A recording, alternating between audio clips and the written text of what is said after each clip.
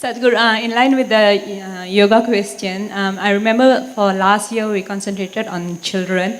So my question is, what types of yoga can children do, and what are the benefits, specific benefits, and how to inspire them? How to? Inspire the kids, the children, to do yoga.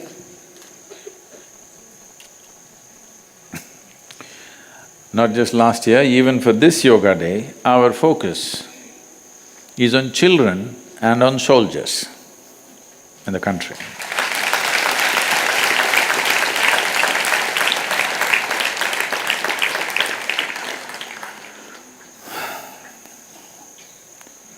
I don't know in the last 1 year how many soldiers in the country have died, I don't have statistics. But in the year 2015, over 18,000 children did not die, they committed suicide. And over 7,000 of them were below 13 years of age. There is no greater disaster in a society. When our children start committing suicide, we are doing something fundamentally wrong, something very fundamentally wrong. I don't know if there are similar statistics in other countries, but there is some statistic. How bad it is may depend from society to society, nation to nation, it may be different. But in all these countries where they are striving from poverty towards affluence, unfortunately this is happening. In India, one of the main reasons why it's happening is because in India passing mark is 98. So, we focused on children last year and I think we touched a little over 35,000 schools across the country, teaching them a simple, hey, wait, the problem is much bigger. 35,000 schools in this country is still a drop. We taught them what is called as Upayoga, which is very easy to transmit. Something that's easy to transmit and easy to practice is important when it comes to children. One thing is the numbers are big, so it must be very simple.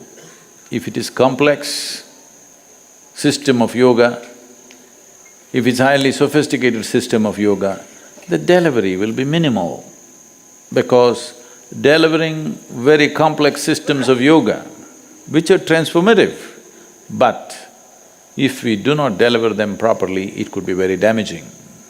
It can cause much damage. So, the simplest form of yoga, which is called as Upayoga, the idea is, one thing is to bring a chemical balance in the child so that, see, essentially suicides are happening because emotional, big waves of emotion happen and at that moment it feels like it's better to die. Many times, in many people's lives, they might have felt like this, but it passed. You didn't take action. Yes or no? Many moments when something really went wrong and you were emotionally upset, you feel like, I must kill myself. But no action, it passed. That moment passed, after that, of course you want to live. But unfortunately, for some people, their emotions are sloshing so much at that moment, they actually took action. And unfortunately, they are also efficient. Nobody knows the statistics of attempted suicides. In India, nobody will tell anybody, I attempted suicide because only recently this law was unpeeled, otherwise, or rather repealed. Otherwise, in India, it's a crime. To attempted suicide means you can get 7 years in prison. I'm saying someone attempted suicide means he needs compassion, not punishment. He needs tenderness and care, not punishment. But attempted suicide had 7 years imprisonment, only now, a few months ago, it was taken off.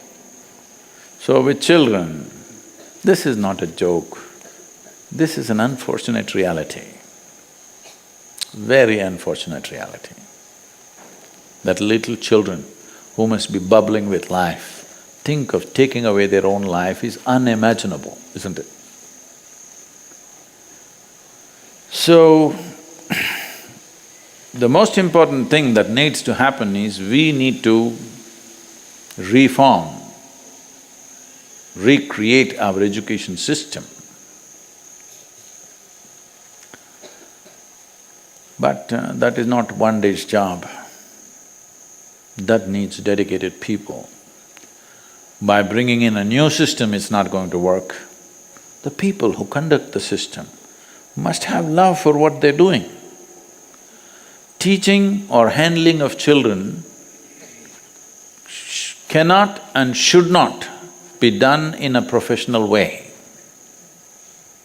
A teacher, a doctor, a guru, a one who transmits spiritual process, they must do what they're doing because of the commitment and dedication and the love that we have for the people around you. It can't be done professionally. But there are millions of teachers. How to get them to that state? That's a long way off. So the simple thing we can do is equip the children to be able to survive the teachers and the system.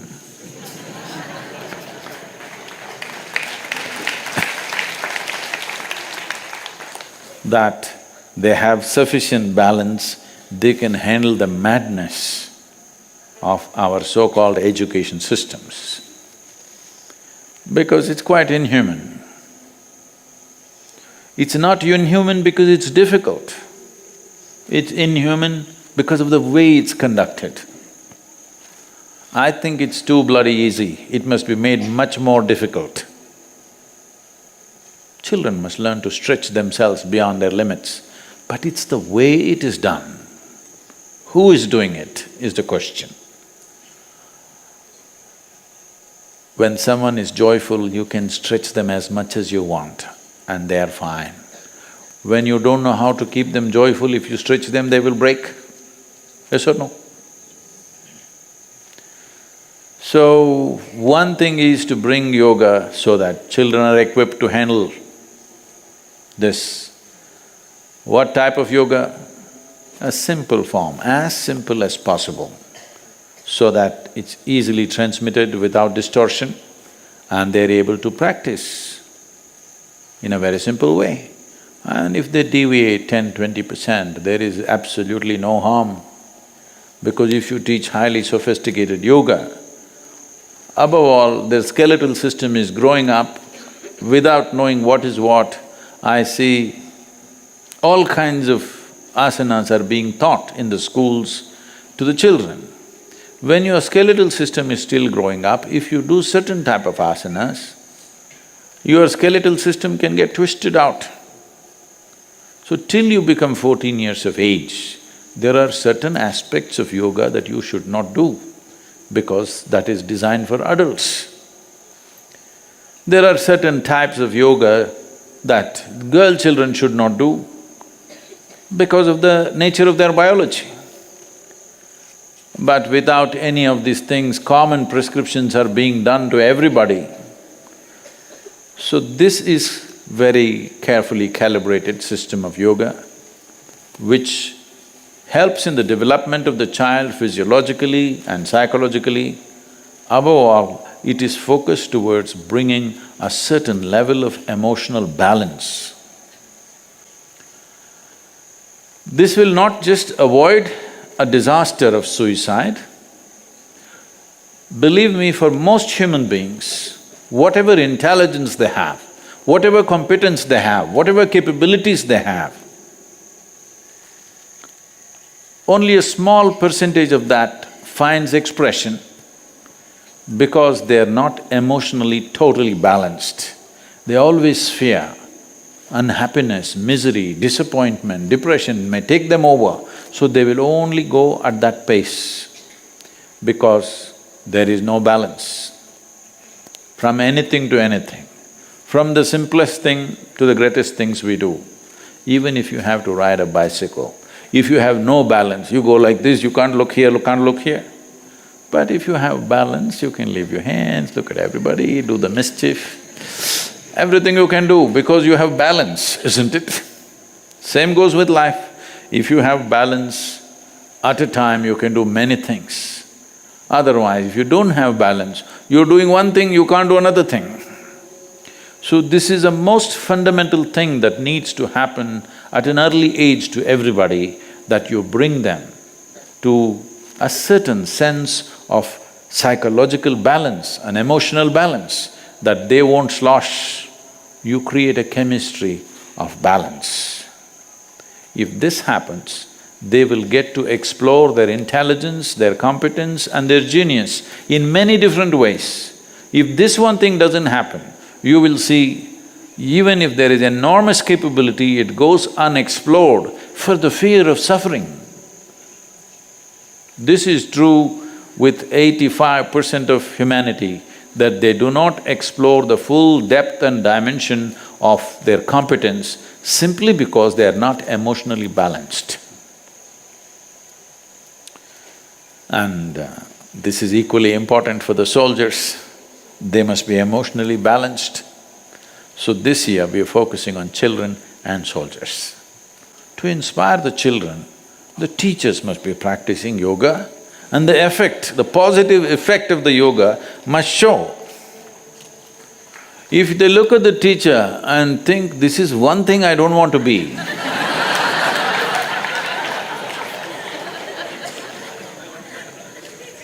no, that is not called inspiration. I see it is happening both here in Samskriti and also in Isha Home School. A certain number of students every year want to come back to the school after they have finished and they want to work as teachers. This means teachers are inspiring, for sure.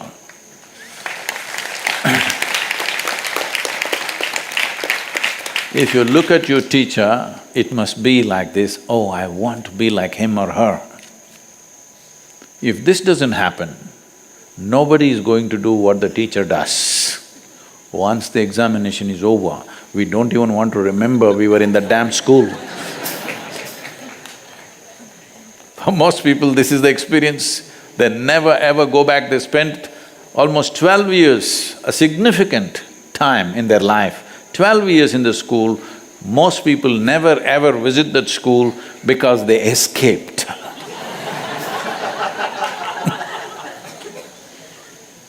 That's not how it should be.